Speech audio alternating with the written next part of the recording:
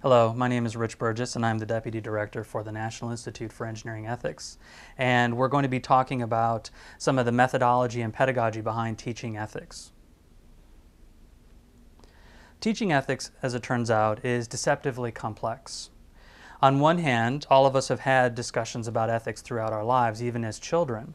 And the language required for ethics discussions is at least very accessible when you compare it to, say, having a discussion about string theory in physics. But in actuality, people have very different definitions of what ethics is and what teaching ethics involves. So the first thing I want to start with is just a classic definition of ethics.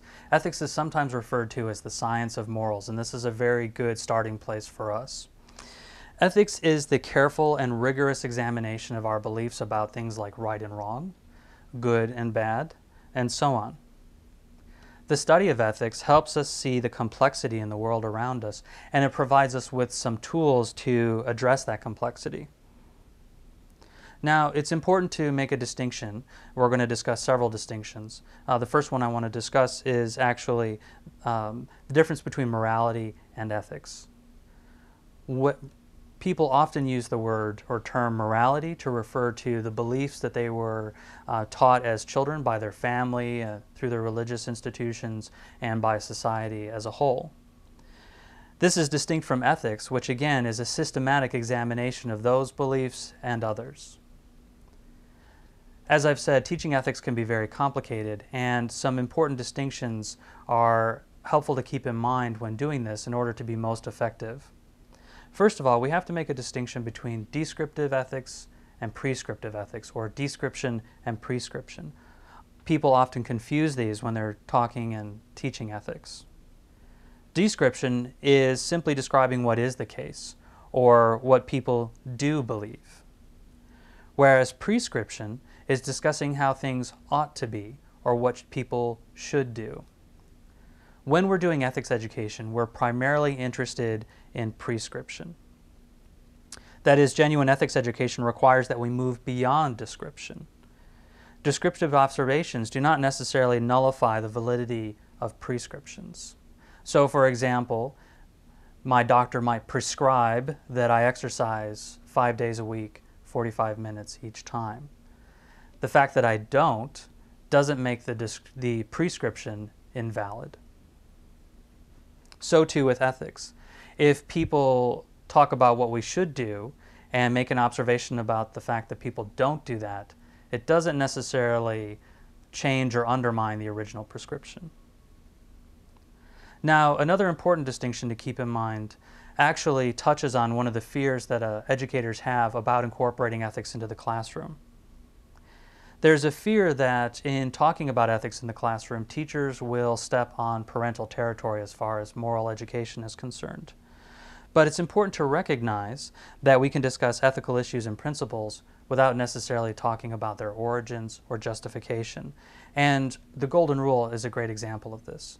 The Golden Rule shows up in Christianity, Judaism, Islam, Buddhism, Hinduism, and so on. We can all talk about how the Golden Rule might be applied to a certain situation without necessarily talking about where that came from and where that rule derives its authority.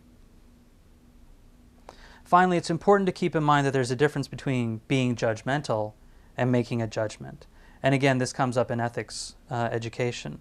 An important part of ethics education involves critically examining the views of others. And so when we do this, there's a worry that in the process we become judgmental, which has a very negative connotation. Being judgmental is often the result of being shallow, narrow-minded, and arrogant. Making a judgment, on the other hand, say about an issue, involves carefully considering all sides of an issue and then coming to a well-reasoned conclusion about it. This is very different than being judgmental, and it's actually what we ought to be up to. And this is what we should encourage in our students when talking about ethics. Now, as far as how to teach ethics, one of the most effective approaches or methods is what we call the dialectic. Or to put it simply, you could just say, be like Socrates. In ethics education, There's an emphasis on the process versus the conclusion, and in this way it really stands apart from other kinds of education. It's not that the conclusion is unimportant in ethics, it is important, but as far as evaluating student progress and really determining whether or not students have increased their ethical sensitivity and improved their ability to reason, we look at the process much more so than the conclusion. And so some of the best outcomes and ways to assess that change, that growth, is through thoughtful discussion of an issue or a challenge.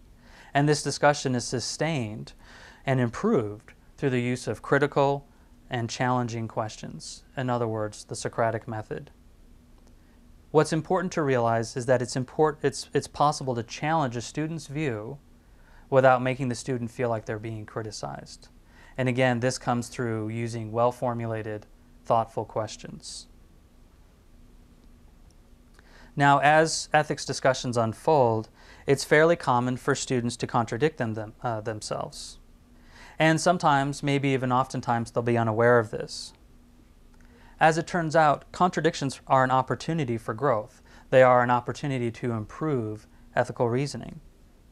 Thus, teachers should draw attention to these inconsistencies, to these contradictions.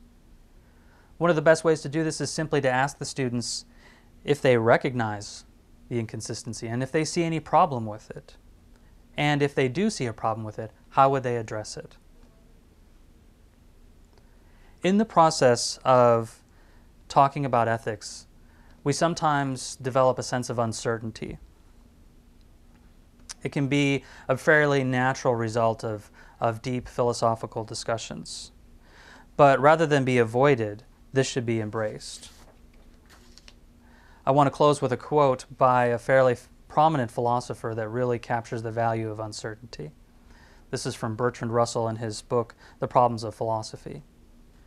The value of philosophy, and I should point out, ethics is a philosophical discipline.